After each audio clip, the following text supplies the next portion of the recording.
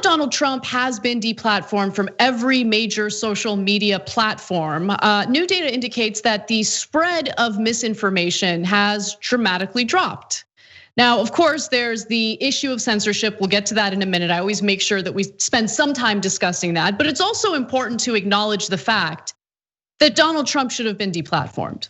I agree with deplatforming Donald Trump, especially after we had violent insurrectionists and rioters breach the Capitol, murder a police officer, Capitol police officer.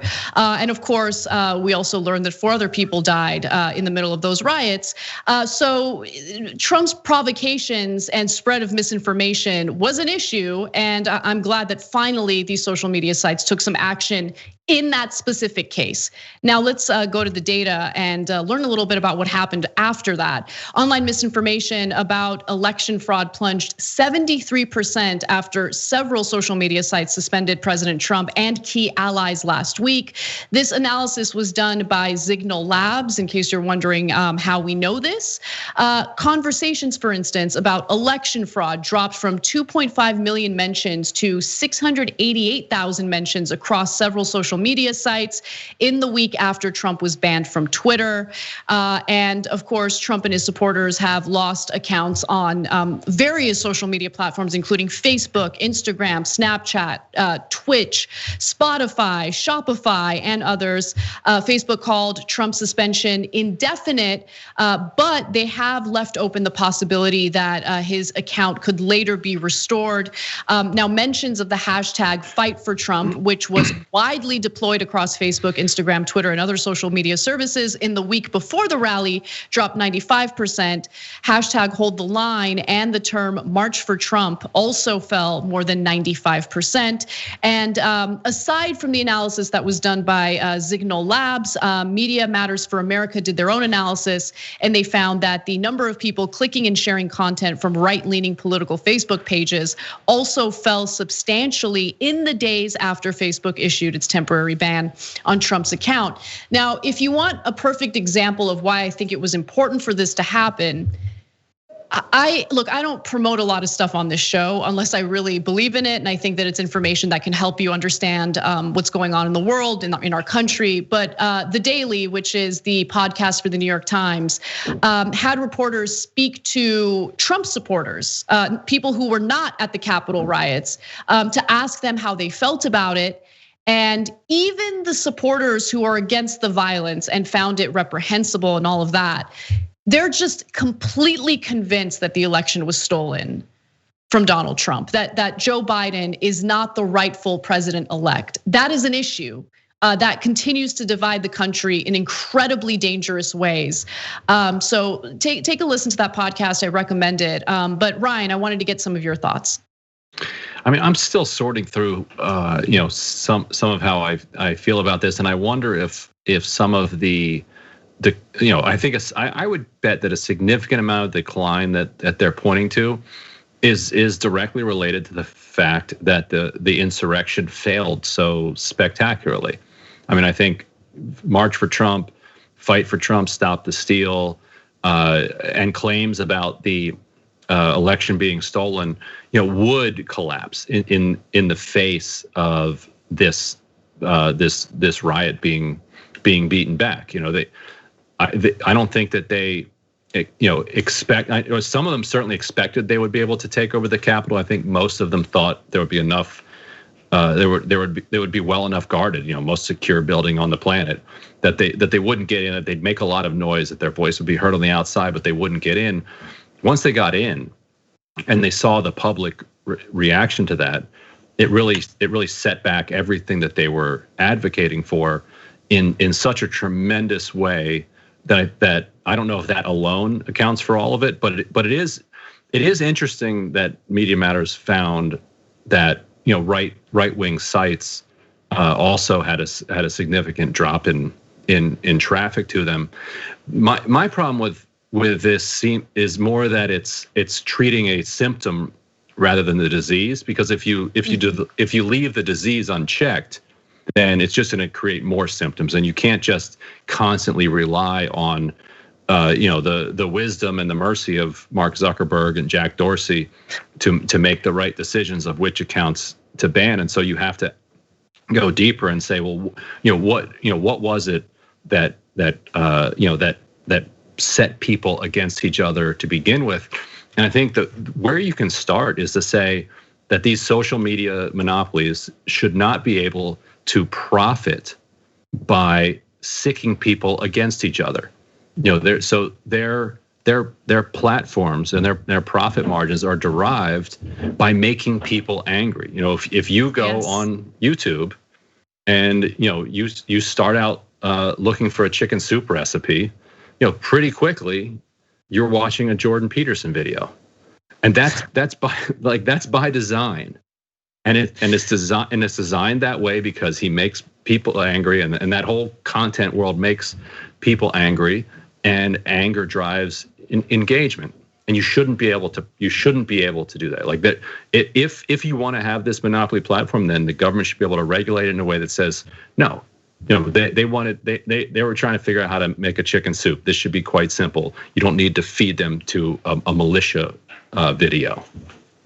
Yeah, I love the fact that you brought up the poor decisions that were made by the executives at these platforms that kind of led to the division that we see. Because look, to be clear, my problem with Donald Trump's Twitter activity was that he was able to successfully drive the news cycle just through his tweets. And it was so infuriating because, if his lies went unchecked, then people have no access to what's really going on, right? And I, of course, always had this urge to just ignore his tweets, but some of them were so outlandish and so false. And again, it would be a way of just kind of beginning every news cycle with his narrative, and you're constantly trying to keep up with his lies in order to debunk them. I thought that was an issue.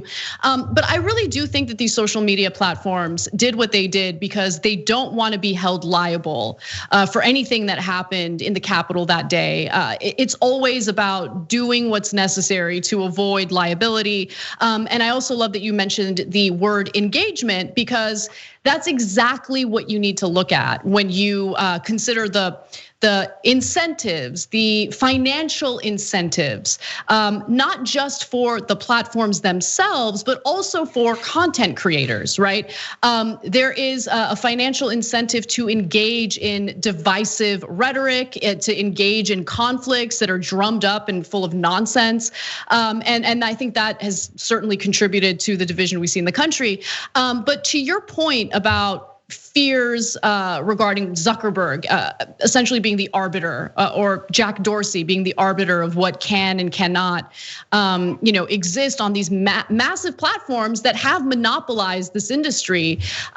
People should be super supportive of and spread as much information about the antitrust lawsuits that were filed by the US government. Just to give you some background on that, the US government and 48 attorneys general filed landmark antitrust lawsuits against Facebook, seeking to break up the social networking giant over charges it engaged in illegal anti-competitive tactics to buy, bully, and kill its rivals. That's part of the reason why there's very little competition when it comes to this space.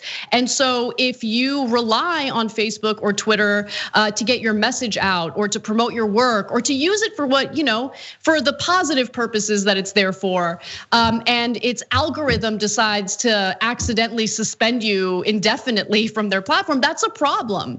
And so you want to break up these companies or ensure that it's a competitive, area where other social media sites can be launched and they can succeed. But Facebook has acted pretty aggressively to prevent that from happening, which is what has helped it grow so big. Any thoughts on these antitrust lawsuits and their importance, Ryan?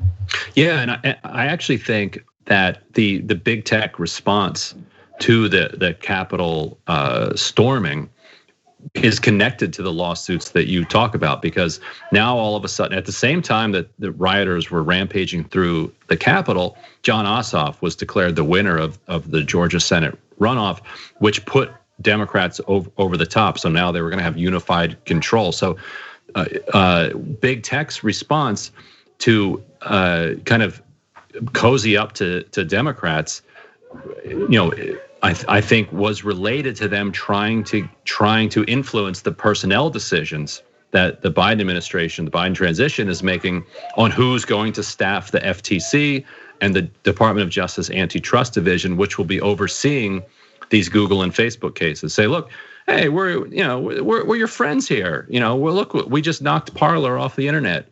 Look, we just nuked Ron Paul's Facebook page. And when they did Ron Paul's, that's where I really raised my eyebrow. Like, okay, I'm sure Ron Paul was spreading some COVID misinformation. I'm sure there's plenty that he was doing. He said he didn't actually get any warnings from Facebook before this. But what is useful to Ron Paul, to the big tech industry, is he's somebody that people have heard of. He's famous in political circles, but he's also pretty powerless. And so you nuke your rival, this upstart rival Parler, and then you nuke Ron Paul, and you say, look, we don't really need to be regulated. We're doing the best that we can here. We're on your side in this fight.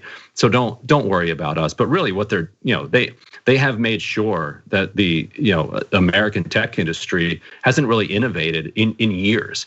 Like, what are the chances that the best social media network that the world is capable of producing is Facebook, and it was made in 2005?